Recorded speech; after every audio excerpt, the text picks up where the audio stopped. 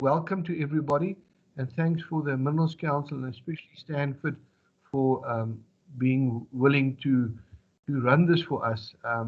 And it's crucial.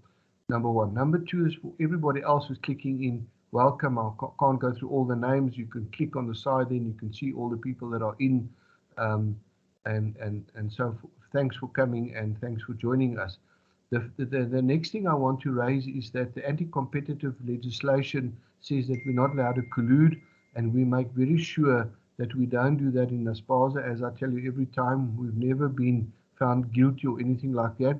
So because of the meeting that's been recorded, the danger is that in future anybody can look at them. So we don't allow collusion, but we're talking about a specific legal issue, and that's transport management and the PDS system. So there's no basically collusion. There are suppliers in on the meeting, but they're not colluding. They are associate members of ASPASA.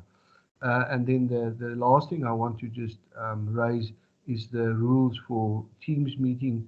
Is if you're not talking, put your mic off and your camera off, and yeah. And if you want to say something, just put your hand up.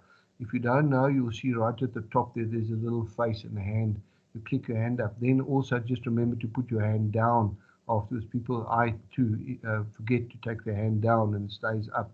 So those are the simple rules.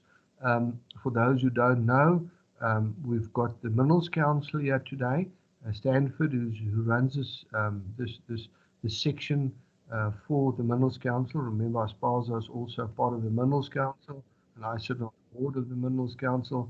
So we want to use their expertise. They've done a huge amount of work, and I just want to maybe mention to everybody, I clicked in yesterday. I was part of the tripartite forum meeting in northern KZN, and it was recorded there that there has been people run down by machines. So it's not something that's not happening. It's happening. It wasn't any of our members. They raised the names, but it wasn't any of our members, but it was open mines. So don't think it doesn't happen. So Stanford, if I may, you're going to run. You're going to tell us who's going to talk, you're not going to talk, and then we'll carry on. Thank you, Stanford, and your colleagues, all of you. Thank you very, very much. Thank you, Nico, and once again, good morning to yourself and to the people on the call. I must just maybe take this moment also to thank you for this opportunity. We have been talking about it for some time now, that we need to have this second version since our last engagement on the 4th of February. I would also want to introduce my team with me, and it's Ntsiki Pokwana. Most of you might know Ntsiki already. He has been engaging with you previously on the traffic management leading practice. And we also have two new members in the team. It's Dushen Naidu, who's our principal adoption specialist. You'll know that we used to have Gobos, who retired, Gobos Blumeras for that matter, and Dushen has replaced Gobos for that role. And we also have Cholo Fellow or Cholo Liki. He's also the adoption team manager for transport and machinery. And as you know, we had the likes of Mr. Breakfast previously, and Cholo is also taking on that role. So we will be presenting and interchanging amongst ourselves in terms of the various information that we are going to be sharing. Ntsiki, are you able to share the presentation? Yes, Sebastian.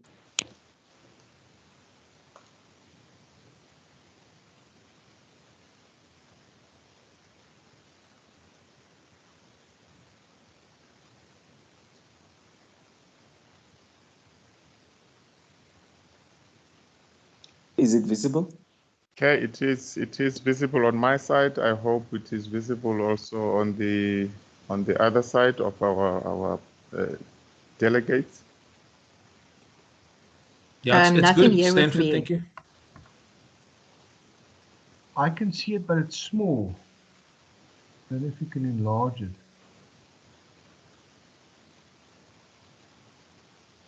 It's on presentation mode, so it's full screen on my side. Not sure if I don't know any other way of making it bigger. We can see it loud and clear. Perhaps Mangoba, can you please switch off your camera? Mangoba?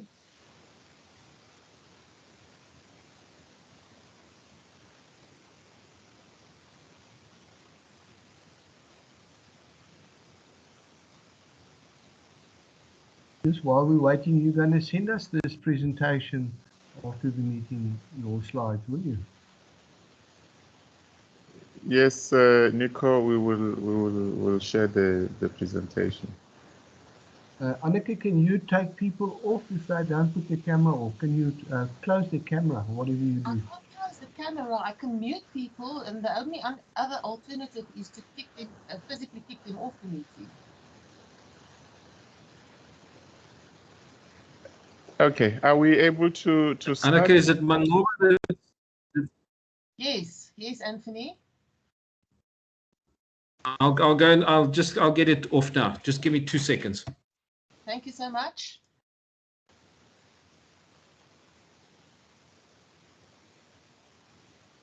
So there was somebody who said it's not appearing on their side. Is it appearing now? No, unfortunately not. I don't know. I went out of the call and came back in, but I'm still only see a deleted camera thingy. There's nothing else there.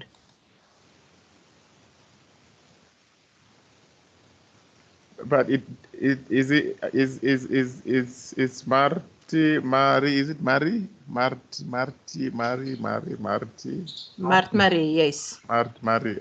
Is Mart Mari the only one not seeing the presentation? All good this side. You're perfectly clear on my side. Okay, so Martmar, maybe there could be some problem on your side because others seems to be not having a similar problem. No, that's fine. You guys can carry on. I'll follow and go back to YouTube in any case if I've got any problems. Okay, thank you very much. Like I indicated, this is the second of the interaction we have had on the TMM regulations. The first one we had was on the 4th of February. It was quite a lively session as well, and I hope that this one will also be very much lively. We are going to share with you the developments since that time, and also in regard to some of the other engagements we have had with the various stakeholders. Thanks, Ntiki. Once again, this is our commitment as the Minerals Council, and we will continue working around these commitments because it forms the basis of us progressing towards an ecosystem that is ready. So we are committed to zero harm. You'll probably know, and as Nico has just shared, that there has been a mention of an incident in one part of the country that is related to machinery. So we are committed indeed to zero harm. Our CEO, Zero Harm Forum, and the board of the Minerals Council has got this as the uppermost goal or vision for the industry. We are therefore investing in complex, globally leading collision avoidance systems, and we do that through working together with the DMRE, the unions, the suppliers, the Mine Health and Safety Council, and all other role players to facilitate a CAS ecosystem readiness as quickly as possible. however, obviously using a holistic risk-based approach. We want to strike a balance between saving lives and livelihoods, and we are hence concerned about a process of regulating whilst CAS ecosystem is not yet ready for full implementation. In the meantime, we are committing to implement other ready measures to eliminate transport incidents, because we are aware that there are things that we can do which are quick wins to try and eliminate these transport incidents.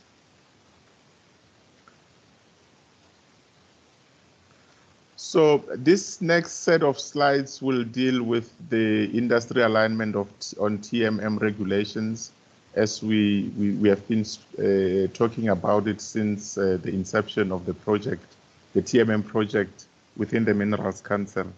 And Ntiki will talk to some of the earlier slides. Thank you, Ntiki. Thank you, Stanford, and good morning once again, colleagues. In our previous engagement, we outlined the 17 work packages which this project is broken up into. And we mentioned that the Minerals Council had invested previously close to 10 million rands in advancing this particular project. The Minerals Council board has further committed to an additional 20 million rands to try to accelerate the development of or can I say the alignment in terms of this suspended TMM regulations. So at the top there is work package 1, which is simply the leadership and coordination role for the project, and it is currently being led by Stanford Malaji himself in the Minerals Council, so that it receives the high-level attention that it deserves. The first group of work packages, we call them the operational readiness work packages, and these deal effectively with assisting mines to reduce the risk of collision on mines using the surface traffic management leading practice, which some of you are already affiliated to.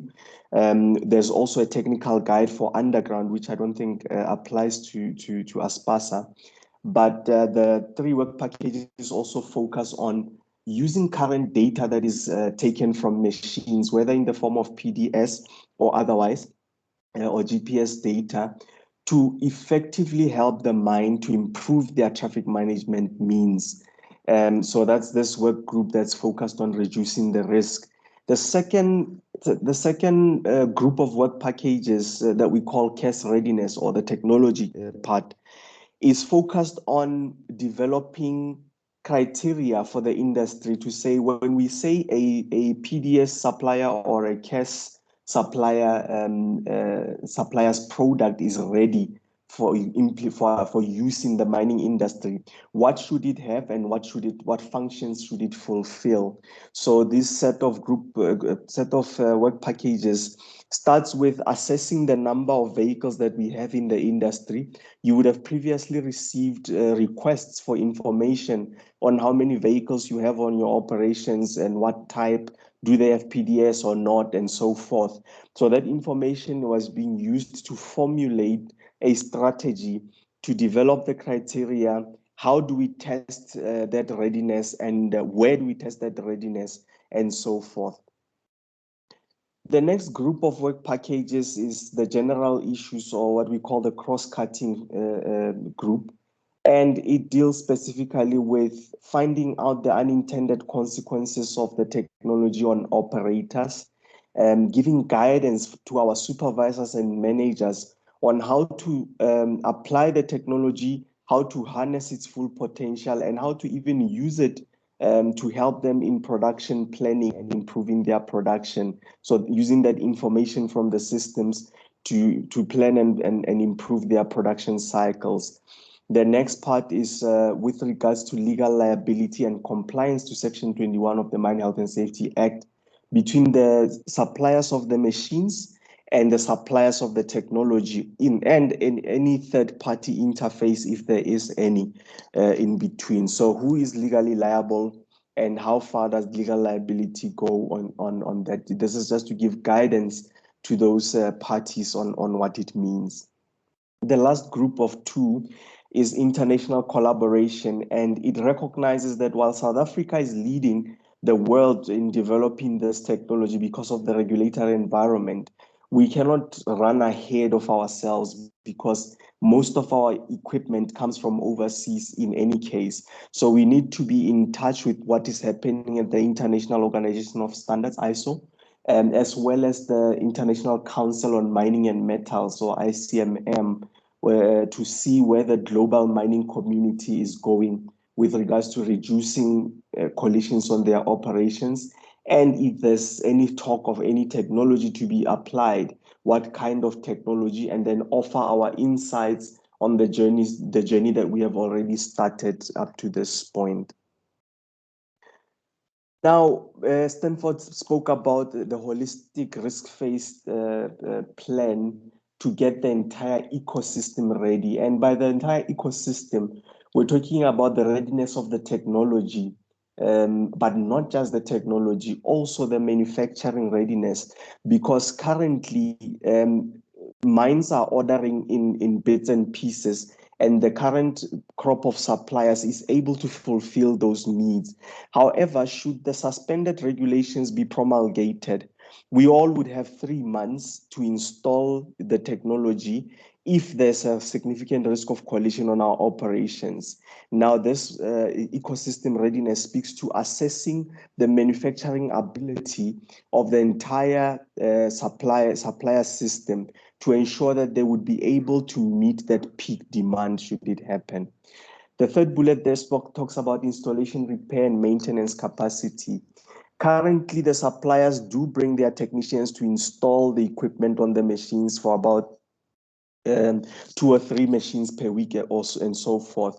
But if the regulations are uplifted and there's a peak demand, would we have the required installation, repair, and maintenance skills? What are those installation, repair, and maintenance skills? And how can we get our own artisans and technicians on the mines ready to be able to cope with that demand, should there be a demand?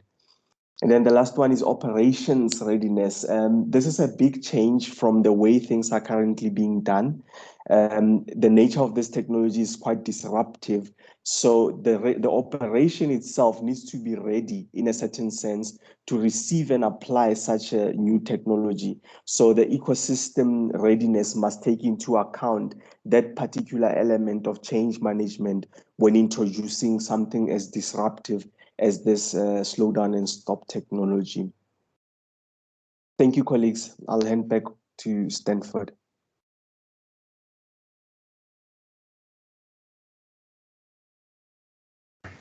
Thank you, Ntsiki.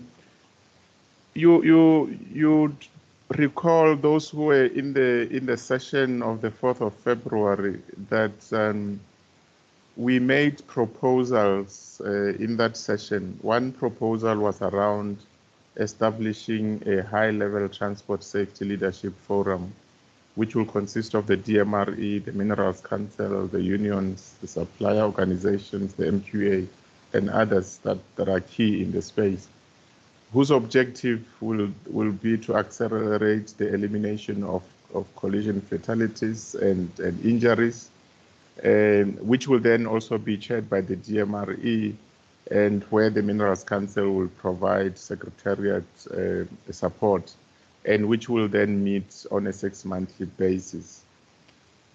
We also made proposal that we will develop, as a Minerals Council, a holistic risk-based CARES ecosystem readiness plan, which will take into account the risk assessment. It will include verifiable activities and responsibilities, and also that this plan will need to be reviewed by the Leadership Forum or the Transport Safety Leadership Forum on a 6-monthly basis. We also indicated that we will continue implementing other transport risk reduction measures, including traffic management, as well as which also include the low-hanging fruit, which need to be accelerated and monitored in terms of progress made. And we then also indicated that all this needed to be done with, since the last time we met. And I must say that in the next set of slides, we will show you the two aspects which are marked in red, which have been, or the progress that has been done in that respect. And we'll also give an update around the Transport Leadership Forum as we discuss throughout the presentation. Thanks, Ntiki. Since the last time we met, we have had several engagements with the various stakeholders, and in the region of, there were about 330 participants in all the engagements that we have had. As I said, it included DMRE, organized labor, the OEM Forum, which is an organization that represents some of the international OEMs. CONMISA is another formation that also represents some of the OEMs or TMM suppliers. MEMSA is the local formation that represent local OEMs and technology suppliers. The University of Pretoria, as you know, they are a key research institution. Wits University also has been part of it. The CSIR, and I must say that the CSIR is also working around a proof of concept utilizing the digital twin as a tool. ASPASA, as you'd know, we had that session on the 4th of February. SATPO, which is the Diamond Producers Organization, also representing relatively small to medium-sized organizations or mining companies. The Junior and Emerging Miners, it's a grouping that has been formed within the Minerals Council. It's a leadership forum for representing the junior and emerging miners. The MPAS, which is the Mine Professional Associations, we met with their council, but also met with SAKIA, which is the engineers. As you'd know, TMMs are in the fraternity of engineering. And we also met with AMSA as the managers and the engineers in the form of AMRI. The board of the Minerals Council, maybe let me just also emphasize that we were invited to some of the RTFs where we also gave an update around where we are. We are engaging on a quarterly basis with the Mine Health and Safety Council executive team through the memorandum of understanding that we have with them. So we are also engaging with them in terms of where we are and what are the developments in the space of TMM regulations. With regard to the board of the Minerals Council, they have agreed to accelerate and monitor low-hanging fruits to reduce transport risks. And this commitment has also seen them saying that this has to be monitored on a quarterly basis. So they would want to see progress in terms of this kind of a commitment, because this is one way of building trust also amongst the stakeholders, so that stakeholders can also see that the industry it's holding itself accountable to some of the commitments that it has made. We have also gathered and analyzed TMM population. Ntiki has made reference to this, where we also identified mining processes and related equipment types to quantify both health and safety risks, but also ecosystem readiness risks. And some of the information have come from some of the companies that are represented here. But as I say, this is work in progress. We'll continue to ask for more so that we are able to make a useful story. We also conducted a survey for the OEMs to gain insights on the readiness gaps, the efforts and successes. And as I say, out of this OEM survey, we are also making follow-ups with individual OEMs so that we are able to, however, it is on a selected basis, because we are focusing on some of the key issues. So we have already had a session with Caterpillar and Barloworld. We're having other sessions tomorrow and as well as next week. Okay. These are the OEMs that we have had some form of engagement with, especially in the form of the survey, the OEM forum represented by these names which you see here. And as I say, we continue to engage with them as well on an individual basis as individual companies. Ntiki spoke about the issue around skills and how important that is. On our plan, that is the risk-based action plan, skills that relates to installation, repair, and maintenance, and data analysis, it's on the critical path, meaning that it is one area that needs to be resolved so that we are able to make sure that the ecosystem is indeed ready. So we have scoped a project with regard to this. We have identified service providers that which will be able to assist us in this. In the next few weeks or so, we will be able to appoint such a service provider to help us in addressing or accelerating this skills issues that are a gap that needs to be attended to. We have established a fully functional multidisciplinary technical expert team that meets on a monthly basis, and this is one forum where the various stakeholders are meeting. The OEMs, ourselves as the multidisciplinary team within the Minerals Council, some of our CMNEE technical committee, and some of the researchers like the CSIR, the universities, but also ASPASA. ASPASA is also represented here. We do have people from ASPASA also on the call in some of these meetings. The intent of this is largely to share information on progress as we undertake this project. And this session today was as a result of progress that was seen in that session, and Nico requested that we have a formal session for ASPASA so that we are able to reach a large number of people across the board.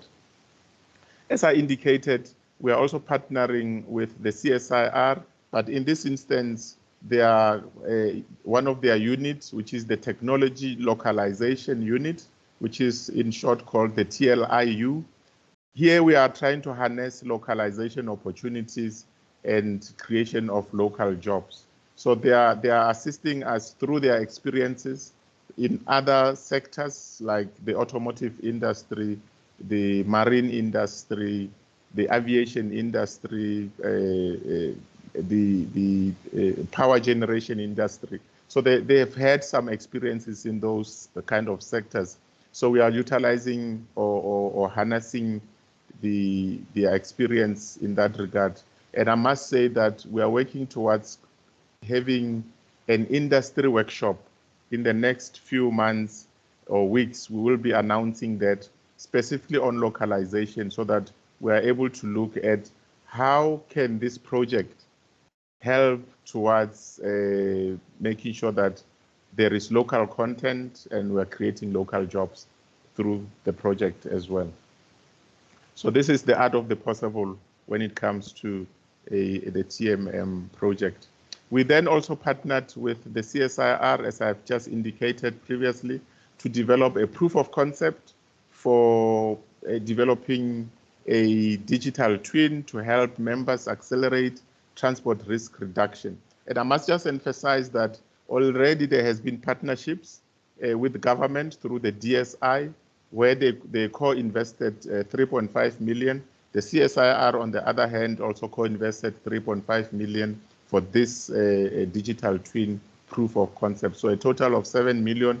This is in addition to the 30 million that Ntsiki spoke about earlier. So this is just indicating that there are role players, key role players that are intending to make this a success, and they are putting their hand to the wheel.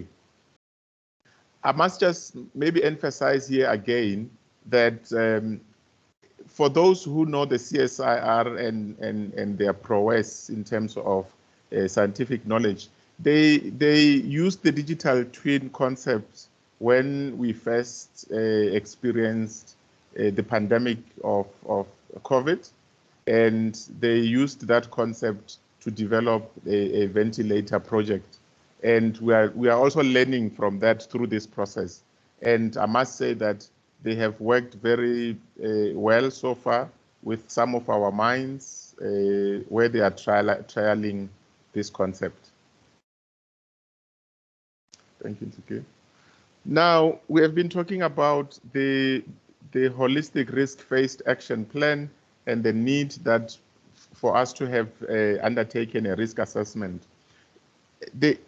When we engaged with the DMRE last year in October, this was one of the key things that was identified, that for us to be able to work towards agreeing to a date, we must have worked or undertaken a risk assessment and a holistic risk-based action plan.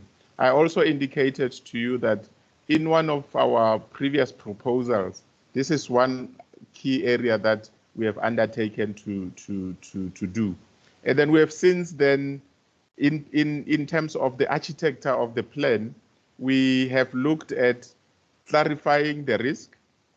We have, in that process, we have described what the issue is, the risks that we have identified, the sources or the references which could be approached for further information, and the areas of focus that need to be dealt with, and as well as the potential causes. So we have looked at those. Obviously, in a presentation like this, we are not in a position to give you the details of all those. So we are just putting here the architecture so that you can have a picture of what the plan looks like. The mitigating actions were the other one part of the plan, where we looked at the actions that we need to undertake to mitigate the risks, the tasks that needs to be undertaken to ensure that the actions indeed become a reality, the milestones that we can use to measure our progress, responsibilities that need to be that need to be assigned to respective individuals or even groupings. We also looked at a milestone management plan so that we are able to monitor the progress that needs to be made. There we focused on supporting actions, responsibilities, and updates that needs to be made on a frequent basis. And lastly, we looked at what we call general aspects, such as the timeline issues, the status and the progress, the comments that need to be made, and references again, where we need to make sure that we are able to refer some of the information we are talking to. Just to give you a better picture, the holistic risk-based action plan is divided into these three phases. The low-hanging fruit phase, you will recall that we have spoken about the commitment that the board of the Minerals Council has made regarding the in the meantime measures that need to be undertaken. So those that relate to RBE, obviously most of this is related to big hard rock mines. However, with regard to TMM movement and surface, that applies to both surface and underground, and most of your mines would probably be finding themselves in that space. The second phase is the risk quantification phase. Okay, sorry, Ntsiki, if you can go ahead there, just just to bring the low-hanging fruit phase into perspective. The rail-bound equipment issues that I was talking to relate specifically to preventing re-railing re-railing accidents, revisiting the RBE PDS leading practice, investigating feasibility of auto-coupling. Then on the TMM, which is TMM movement, which is what will most probably be applicable to yourselves, both for surface and underground mines. We're working around a detailed traffic flow analysis and risk analysis to establish traffic management system that prevent collisions. And I must say at this stage that we also requested information around traffic flow analysis and risk analysis, that as part of operational readiness, this needs to be undertaken. And it is the responsibility of all the mines to be able to do this one to the best of their ability. The other aspect is the adoption of the adoption of the MOSH surface traffic management leading practice. Very important, especially if we are saying we want to reduce significant risk, we need to be able to do these things. Implementing the controls that are contained in the MOSH Underground Technical Guide on Traffic Management. This is for applicable to underground mines. Then phase 2 of the action plan is the risk quantification phase. Here we're talking around the issues of operational readiness, the TMM population, mining processes, and equipment types. And in terms of the details for this one, operational readiness, it includes activities such as effective traffic management planning and implementation, data analysis of vehicle interactions to enhance traffic management, developing an effective change management guidance. Very important things that needs to be undertaken for operational readiness. On the TMM population, it's the collation of industry TMM population data, building industry profile graphics so that we understand the risks. And as I say, for us to have understood the risk and determined the proposed date, these were the things that we looked at. The issues around mining processes and equipment types, we have developed mining process and equipment maps, identified equipment types per process, and identified potential interaction points per process. This was a detailed process that involved the industry role players, where we identified processes for underground and for surface operations and the various vehicle interaction types that are involved. The phase 3 is technology management. You probably know that there is an organization called SEGDI, which is assisting us in this space with regards to the CARES ecosystem readiness. There is we have appointed them to assist us in this, and they are working with the likes of the University of Pretoria to effect that.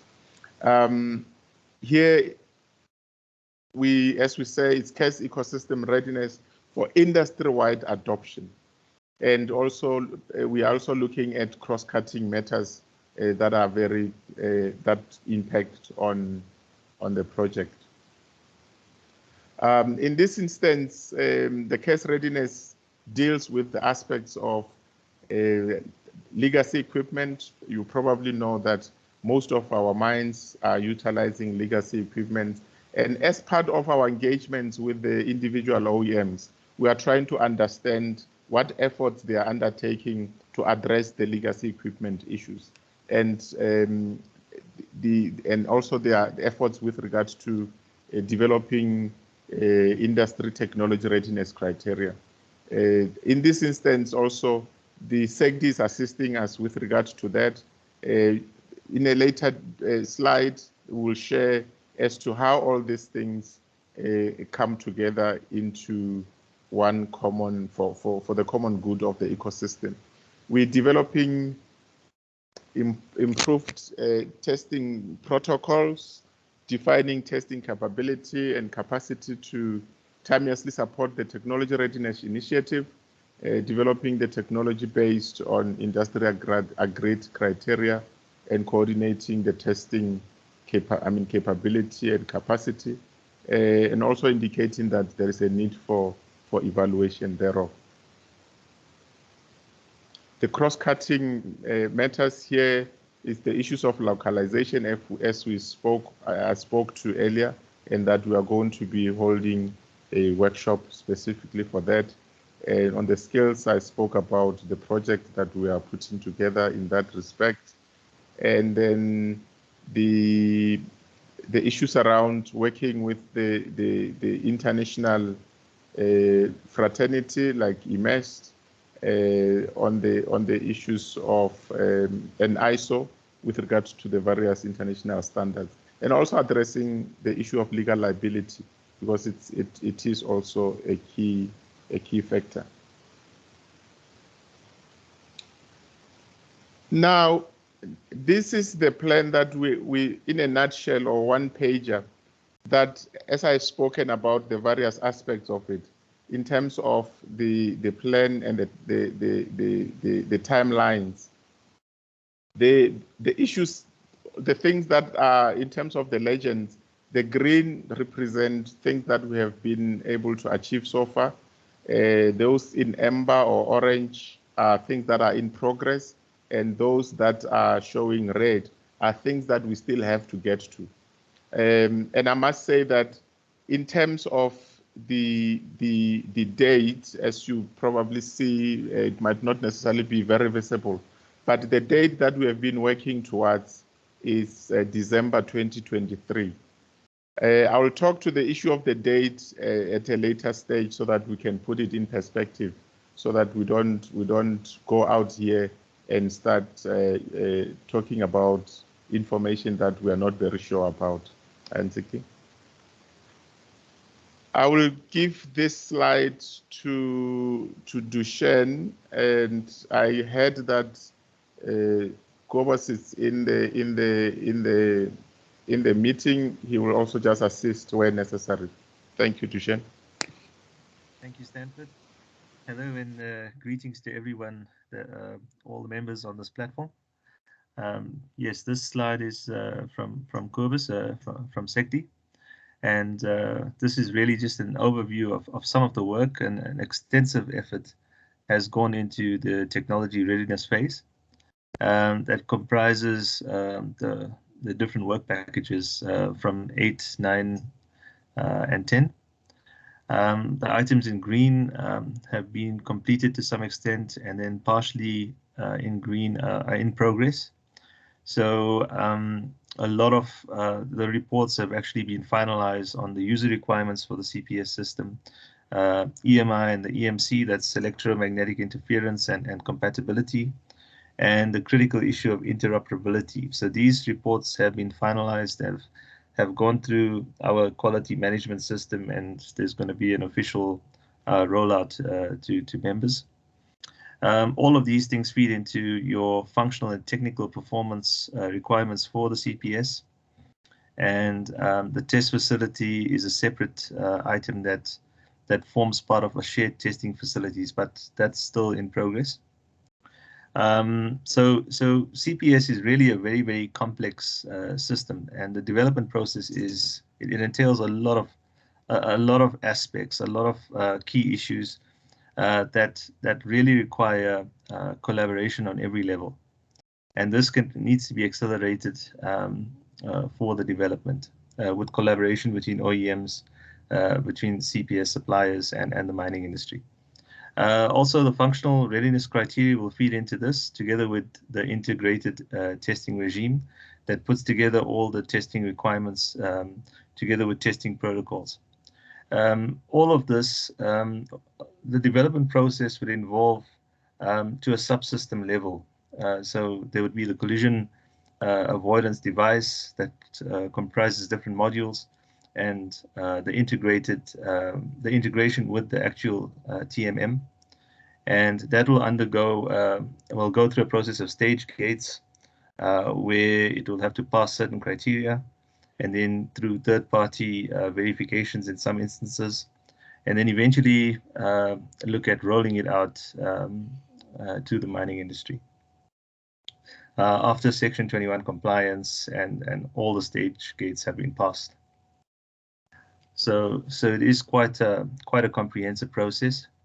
I'll just call on Kobus if there's anything I may have left out, if you want to add anything. No, you've done very well, Dushan. Okay, excellent. No, thank you, Kobus. And Siki, we can move on to the next one. Okay, so this is just a spider bubble diagram that encapsulates all the critical issues. And this was really digested from some of the, from specific committees' feedback, from a survey we did, from a form survey online. And it just touches on a lot of the things that SECTI is busy with, that we're busy with as well. Some of the key issues being legacy equipment that was touched on by Stanford, interoperability, EMI, legal liability, the effectiveness and reliability of the CPS system. Just to highlight as well, CPS is a collision prevention system. So that's some of the new technology we're looking at as per the Act. And there's also going to be other stipulated technology in alignment with, or sorry, not technology, but terminology in alignment with what the system is all about. It is sort of leans on focusing on the fact that this is a prevention system that relates to vicinity detection, avoidance, and actually actuating the braking system of your TMM. So we've encapsulated this in a spider diagram just to sort of collate all the key issues and the thinking that needs to go into the development process. Just moving on there, Nsiki. So part of the key work or the core work for getting OEMs on board is to really have a collaboration strategy in place. And we actually founded the collaboration strategy on the ISO 44001 standard, and that deals with the collaboration management system that really involves putting together a framework for working together, or rather getting all the OEMs on the same page with the development process. So with the TMM team at the Minerals Council, we workshopped ideas, and with all the work done by SECTI as outputs, we've actually fed this into a sort of summary that puts together all the potential areas where OEMs can collaborate. And that includes integrated testing requirements, the EMC certification process. There's areas of contract mining that actually use legacy, or they use legacy equipment and OEM equipment. So there might be areas there where there can be alignment and working together. The skills transfer framework, legal liability, as Stanford mentioned, and third-party suppliers. There needs to be some sort of alignment on who actually is legally liable for when things go wrong on equipment, or in respect of operations and incidents on site. Interoperability being the big issue and the key challenge, and looking at common frequency bands. So that relates to having a frequency management framework on the mine and getting the necessary CASA approvals. And then the user requirements that were generated, getting alignment from all the OEMs and suppliers to really agree and form a common basis for working together towards this process. And then these items highlighted here are really key value adds that feed to the collaboration process, like our Minerals Council leading practice for traffic management, the digital twins work, and the real-time information management system that entails a lot of work with the GPS systems and tracking vehicles underground.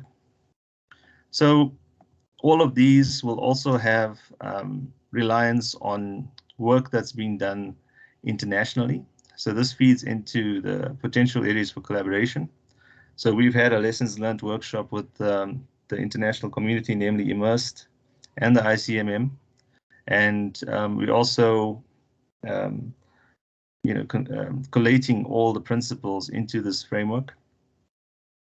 And also, in addition to that, we've got the key inputs from the different committees and the different actions that we're busy with currently, like the bilateral meetings with OEMs that Stanford mentioned. That's an ongoing process. The engagement with the multidisciplinary technical expert team, projects by the Mine Health and Safety Council that we could coalesce with, and there could be some common denominators. The Leadership Safety Transport Forum that's being established between the DMRE, Minerals Council, Union, etc. And then, of course, outputs from the CM and EE. We are looking at having a collective meeting between the OEM Forum, CONMISA, MEMSA, and third-party suppliers.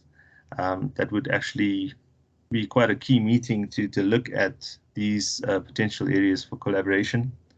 And all of these are directed towards our heartfelt CEO conversation between the mining industry and CEOs of the OEMs. So all of these outputs through the collaboration framework would actually lead to a collaboration guideline that we would like to generate for the project. But in the midst of getting everyone on board, we will coordinate and structure this collaboration system to ensure that all of us are on the same page and aligned to our end goal.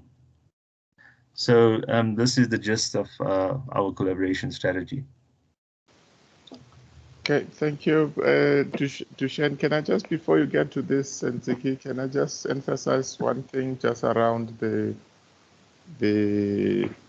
key inputs? Dushen spoke about the heartfelt CEO conversation. That session, it's between the CEOs of mining companies and the CEOs of OEM companies. The date is the 30th of September, so it's just a month. I mean, at the end of this month, as we are already in September. The intent there is to ensure that there is collaboration and there is agreement in terms of what needs to be done at a high level amongst the CEOs. I think that's very important. So most of the engagements that we are having now, we are working towards making that session a success. Thank you. Now coming to this part, we have had a session recently with the DMRE. I think that was on the 24th of August with the DMRE, and we gave them an update around this presentation. We made this presentation to them, and also discussed the issue around the December 2023 proposed date. And I must emphasize, this December 2023 remains a proposed date. It has not been approved by the DMRE yet. Can I be assisted? The Baspi, you are making a bit of noise. Okay, I must just emphasize once again that December 2023 has not been formally approved by the DMRE. It is still a matter that is under engagement. In the session that we had with the DMRE on the 24th, they supported the progress and acknowledged the progress that we have made to date with all that we have done so far, and that they urged that we should have a session with an engagement with the unions, that we should also discuss the issue with the unions, and obviously if there is any gazetting of the date, it will be done through the Mine Health and Safety Council. So there is a tripartite process that still has to happen. So I just need to make that one very clear. that no one should go out of this session and say that December 2023 is now the accepted date. They didn't say no to it, they didn't say yes to it. However, they supported all the progress that has been made thus far. They are still concerned, obviously, about transport-related incidents, and they are also concerned about any delays that might delay the implementation of the regulations. But I must say that they supported the decisions by the board of the Minerals Council with regard to the transport, the high-level transport safety forum, which still needs to be established. We are working on the terms of reference for that. They urged, however, that instead of that forum meeting on a 6-monthly basis or half-yearly basis, it should be meeting on a much more frequent basis. We're still working as part of the term of reference in terms of the frequency of such a session. I must also just emphasize, remember that our board agreed to the quarterly reporting on the low-hanging fruit, which we talked to as part of the holistic risk-based action plan. So on a quarterly basis, we'll continue giving them update as to how we are making there. They also challenged that is now the board, they challenged the CEO Zero Harm Forum of the Minerals Council to continue exploring opportunities through which the readiness could be accelerated even further than 2023. So in as much as we are working towards, we are proposing 2023, they are also saying that other ways of fast-tracking that or accelerating that should be looked into. And we also looking at those possibilities. Yeah, I think that is that in terms of the collaborative journey, but also indicating that the DMRE have indeed also supported the importance of collaboration, and that we should work together, also including the unions, as I've just indicated, and that is what we are working towards. Thanks, Nsiki.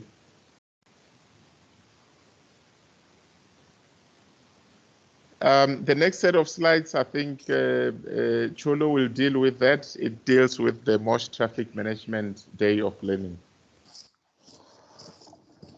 Yes, thanks, Stanford. Morning, colleagues.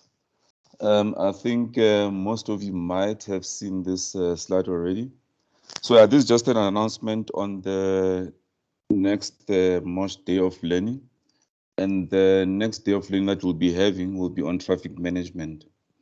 And I think the way this came through was that in the past 2 months or so, us as the Minerals Council have been touching base with a couple of our members who had actually signed up for the traffic management leading practice for surface operations. And then obviously a big chunk of those members are actually members of ASPASA. I think you might have gotten phone calls from myself. And then by doing this process, what we found was that actually most of the members who had contacted had either abandoned the leading practice or had actually followed their own their own route. I think as we all know, the leading practice has a couple of steps that needs to be taken, and there's also a proof that needs to be submitted to the Minerals Council to show that you'd actually followed those particular steps here. So in fact, we found that in most of the members that had been contacted, the proper processes were not followed. Yeah, and in fact, some of the operations had actually jumped to the level 7 intervention controls without even having addressed the lower levels properly. Yeah, so that's why us as the Minerals Council, we felt that we had to have this day of learning to sort of rejuvenate the momentum and also let the other operations which are lagging to come and learn from the good work that others are doing at their own operations. Yeah. So On this day, we'll have presentations from various speakers. The speakers, have been confirmed. We have Niels Muller from Anglo Gold Ashanti. He'll be telling us more about the ICMM maturity framework. We also have Roy Murley from Glencore. He's also the chair of the CMNEE task team for TMM. We have Annette Small from Twingela. She'll be giving us a lowdown about the case study there by Mafube Colliery. We have Mark Hunt from SADPO. Stanford mentioned earlier that SADPO is the diamond producers, which represents small to medium mining companies. And I think a lot of the ASPASA members would also sort of, fall into this category. We also have Peter Roux from CSIR, who will be giving us, feedback about the digital twin proof of concept. And then our last speaker will be JJ Verhage from the RTIMS division within the Mandela Mining Precinct. Yeah, so the day of learning will be a virtual day of learning. It will be hosted on the MS Teams platform. It will be on the 22nd of September from 10 to 1 o'clock. So please save that date and time. Invites have been sent, however, 2 weeks ago. And I must say there's been quite an overwhelming response, to the invitations. So we do look forward to everybody's attendance at that event. Thank you. Thank you, Nsiki.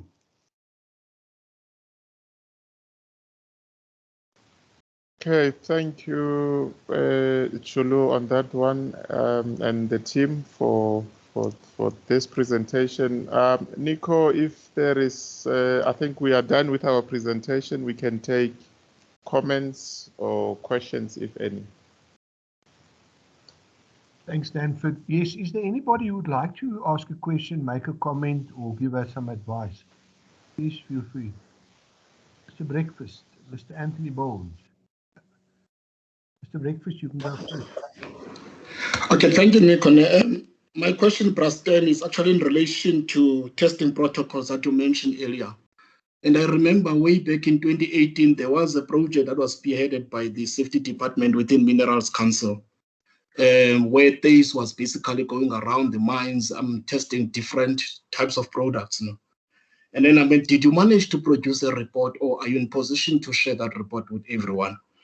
The other one, Preston, is in relation to the vendor alignment. That one is problematic. Nico will recall that last year, Nico arranged a meeting between the OEMs and PDS suppliers. Certain OEM prefers certain PDS suppliers, which is really a problem for mining companies. Maybe you can just give us a clarity on that one. I'm happy to hear that there will be a heartfelt meeting between the CEOs. I hope they won't leave their hearts behind. Thanks, Pastor.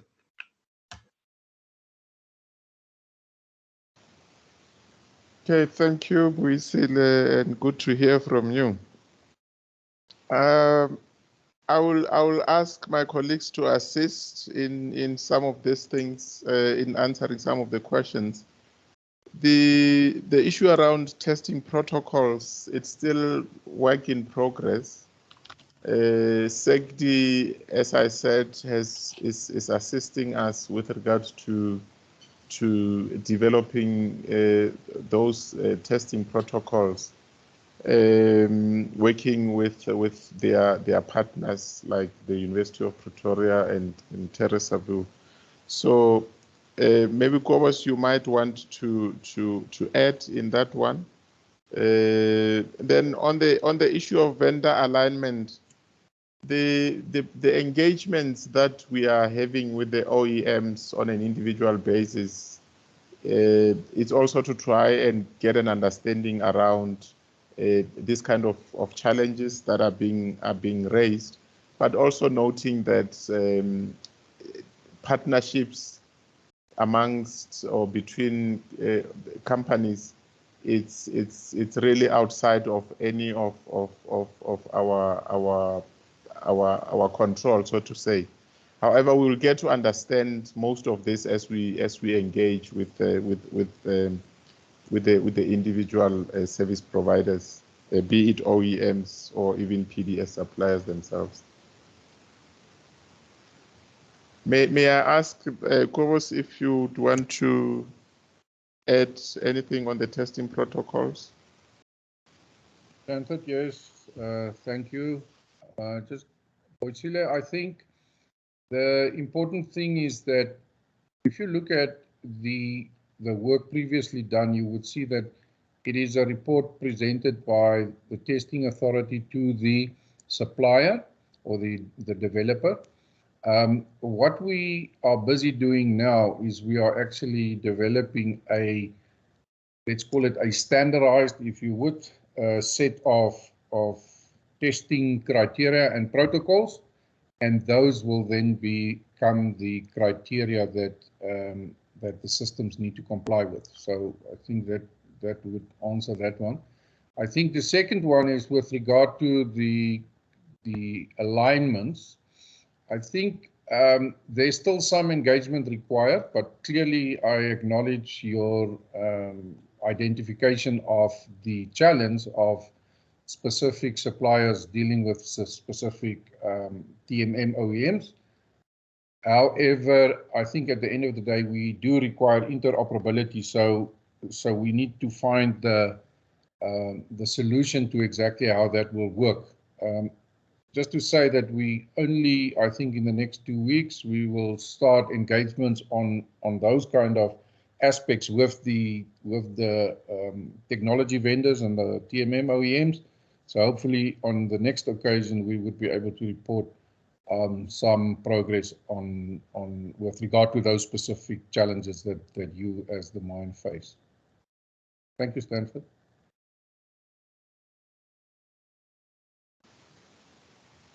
Okay, thank you, Nico. If you could direct the... Okay, Anthony, you've got something to say? He was first. And then thank you, Nico. Yeah, Stanford, I have 2 issues I'd like to just raise and possibly get a bit of more clarity on.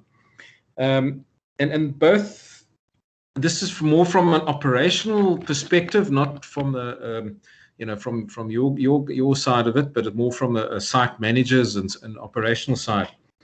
The first one, and we seem to come back to this issue on a pretty regular basis, is the capacity of the PDS or CAS suppliers if we had to have the implementation date as is proposed by you on the December 2023.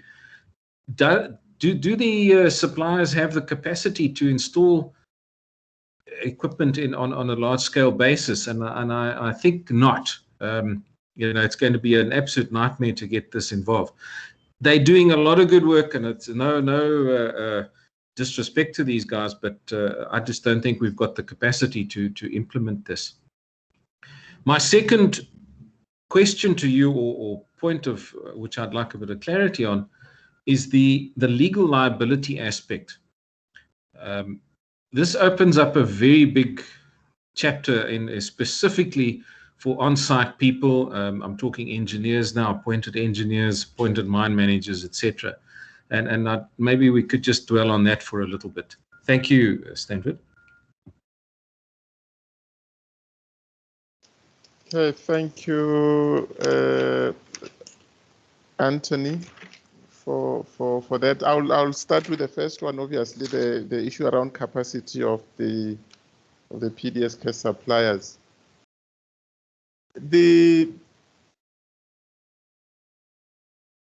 We spoke about the multidisciplinary technical expert team that involves some of them, or most of them. The 3 formations that I spoke to, CONMISA, MEMSA, and the OEM forum. And it hasn't come to us in any way saying that they are not going to have the capacity to do so. However, they are also saying that if the mines are applying a wait and see approach, and only to come at a later stage to request them to provide a service, then obviously that will create bottlenecks. So basically what it means is that we need good planning from both parties. The mining companies must also make their requests planned accordingly, so that the service providers can be able to provide as per their capacity. So these engagements that we are talking to are also meant to, as we say, to identify some of these bottlenecks, and eventually the CEO heartfelt conversation that we are working towards will, because it's a high level platform, then there should be some form of an agreement or a principal agreement as to what then and how do these challenges get dealt with in case they do happen. So effectively what I'm trying to say is capacity is determined by a number of factors. It's determined by demand and the timing of the demand. If we delay the demand, then obviously we are going to create bottlenecks for ourselves. So it will require proper planning from all the parties. On the legal liability, I would want to leave that for Ntsiki maybe to assist on that one. Thank you, Stanford. Anthony, thank you for that question. It's a question that we also would like to have one set of guidance on. So you have a TMM supplier who complies to Section 21 of the Mine Health and Safety Act with his or her product. And now you have an additional unit that's being plugged onto the machine. I think there's no issue when it's just a PDS that gives warning to the operator. The issue comes in when that unit now takes control of the machine's braking system. So you are now going into another supplier's safety circuit. Who now becomes legally liable. Hence, you have protocols such as the ISO 21815, which describe how the communication between those two should be, and then there can be an agreement between those two.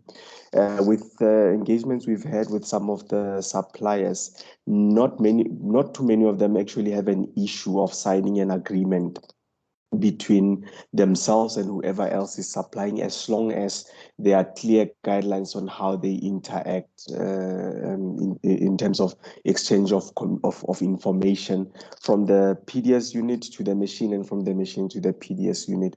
So we're just trying to clarify that to get an industry aligned set of guidelines so that we can all know that this is how it's done going forward. And then once the supply of the machine and the collision prevention system have agreed, then the legally responsible persons on the operation can also get a view of that document, so that should anything happen, they know that at least the systems are compatible and the systems are agreed upon between the two suppliers.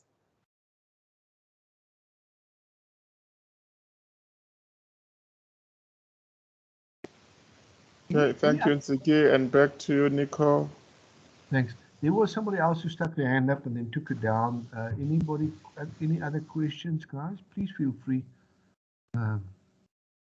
Nobody else? Sorry, Nico, that was my hand up in response to Buyisele's question. I just wanted to elaborate a bit more. Just in line with what was asked about how to get the OEMs on board. Definitely that is a challenge, especially with their specific concerns around competition, commercial sensitivity, intellectual property. But there definitely are mutually beneficial aspects of the process that where they can potentially work together on. And I think that's the key thing, to get everyone on the same platform, because collaboration is definitely necessary for the successful implementation of this system, and to get compliance to the regulations, we're going to have to get everybody's hands on board. There are in the international forum, there's also been challenges with that. They've also gone through a roadmap with OEMs, and we're actually having workshops with them to learn on the paths that they've taken, to see where we can use those learnings in our endeavors in South Africa. So it's a matter of really getting the implementation correct and getting everybody on board through a common framework. So that definitely is a work in progress, and we'll keep you posted on that end. Thank you. Thanks for that. I think you guys have raised a very important issues here. Number one, the OEMs and then the individual suppliers of PDS systems. That to us is one thing that we've picked up. The other thing that we've picked up in our part of the industry is the volume of old vehicles, old machines that we don't know if the systems will work on them. So that's a problem. And then unfortunately, thirdly, the employers, the people that mine, have got a bit of an attitude from, it won't happen and it won't affect us, and we've never run over somebody, we've never had a problem. And that's my biggest problem, to try and convince mines that it doesn't matter if you've never had it, it's going to become law, and when it does happen, they're going to lock you down, and a 54 could last, and you're not going to get a traffic management plan and a PDS system installed in a week or 2 weeks. You say your mine's going to stand. So I think that's my major thing, and that's why I'm using you guys to try and help convince the industry out there that, we've got a problem and we better start working on it. There's people that don't have traffic management systems in place yet. They're still battling. They're thinking about it. They think still, as I say, and Anthony hears this every time, a few white stones and a new stop sign. That's not traffic management. So, you guys are raising stuff, and I don't know how we're going to work this together and pull it through, because it's going to be a major, major problem at the end of the day if 2023 comes. So, is there anybody else who wants to maybe make a comment or maybe ask a question? Busile? Thanks, Nico. My question is actually directed to Chulu. Chulu, you spoke about the day of learning. I would just suggest maybe one of the presenters should be a company that has successfully implemented the traffic management leading practice. And secondly, I wish I hope you can consider having the ASPASA presenter, because I can assure you, when you are abandoning, I'm sorry to use this word, when you are abandoning the traffic management, the ASPASA actually ran with this. And then Nico has been having a number of meetings assisting the companies. You will be surprised to learn that the separation principles has been applied, and then it's just a suggestion, And then the other one, Zulu and Tsiki, and then the entire MOSH team here, is that I wish you can also revisit the adoption processes, the adoption steps, because what I've noticed since I came back to the industry is that they tend to interfere with the company's internal change management processes.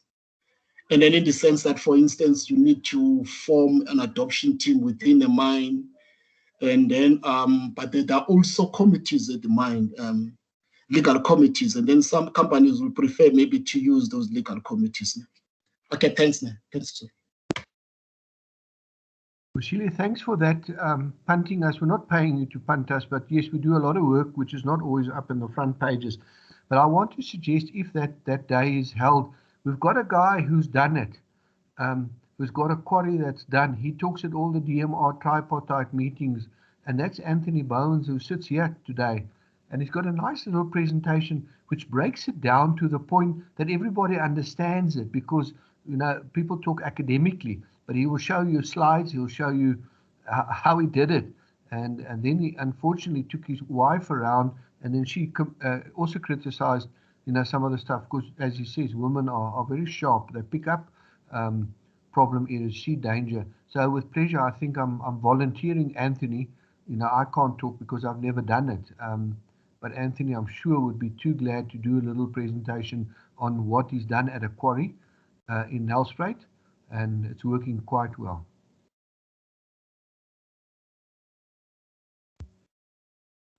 Anthony, you did quiet. Are you willing to do it? Yeah, no, it's no problem. Thanks, Nico. Yeah, no, it was. They won't. I'll do it with pleasure if requested. Okay, up to the organizers. Then, yeah. Nico, can I just make a comment around Boisile's comment around the MOSH, revisiting of the MOSH process? With pleasure, yes. Internally within MOSH, obviously, we've always been looking at ways of improving the process. We've got internal review sessions that we are undertaking on this. But I must just emphasize that, you know, in every structure, there are pillars that make that structure a success. And if you take out some of those, then you are weakening the structure. I mean, for the builders, they will know that even for miners who are mining underground, if you take out a pillar underground, you mine the pillar to a level where it's no longer effective, then it will create a much bigger problem. So, but we're also looking at how can we embed MOSH within the existing structures. Like in this case, you are making reference of the mine having already existing structures. Yes, let's use existing structures. Why should we create new structures if the existing ones are already effective? All that we need to do is bring in the principles of MOSH, but within a structure that already exists within a mine. We don't have to create a parallel structure which will create more time for people off work and therefore making the process even more cumbersome. So we need to be creative about these things in such a way that we are utilizing opportunities where we can make sure that the process of MOSH is embedded in the existing mine practices. I think that's the creativity that we need to look at as we implement the MOSH. No, thank you, Prastenia. Point taken. Yeah, thanks. Any other comments? Otherwise, we're going to close up. Sorry, Nico, if I could just comment. Yes. On your suggestion and also Boisile's suggestion for inclusion of other speakers into the DERF learning. Unfortunately, at this stage, we've confirmed all the speakers that will be presenting on that day, and I think we're working on quite very strict timelines on that particular day. But I think you will be glad to hear that I mentioned that one of the speakers will be Mark Hunt. He's from the SATPO, and it's a case study where he's implemented traffic management principles, quite well. It's on a quarry as well, which also, is similar to a lot of, the operations that you do have. Yeah, maybe what I can also suggest is that I don't think this will be the last, day of learning that we'll have.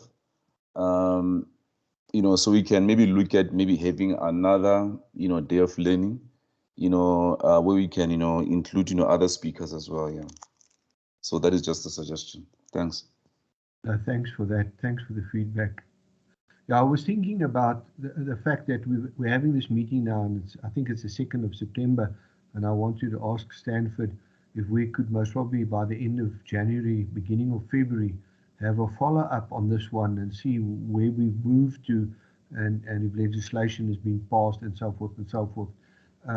So yeah, maybe we can even ask Anthony at this meeting next time that he does his little presentation. It's about 15, 16 minutes and it goes well and it shows it easy. So thanks for that. Any other comments? I don't want to stretch it out. I see the people are starting to leave, clipping out. Stanford, you and the team, thank you very, very much. You guys are doing excellent work out on the background. You're doing research and all of that. Yeah, we don't have the manpower to do that in ASPASA. So thanks for that and sharing it with us.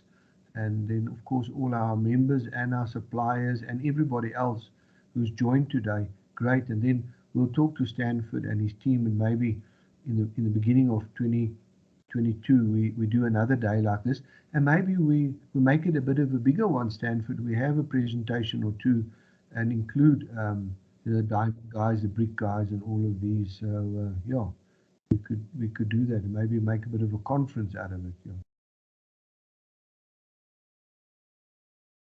Okay, no, thanks, Nico. I mean, every possibility, every opportunity of sharing information is welcome, and just to ensure that people get the right information at the right time. Thank you. Thanks, guys. And then we're going to click out, and Anneke will share the YouTube. It's actually very easy. You just click in on YouTube, and then you type in ASPASA, and then you can go and look for the PDS workshop. That will be in the probably by Monday, Tuesday. Tomorrow's Friday. Thank you very much. There's no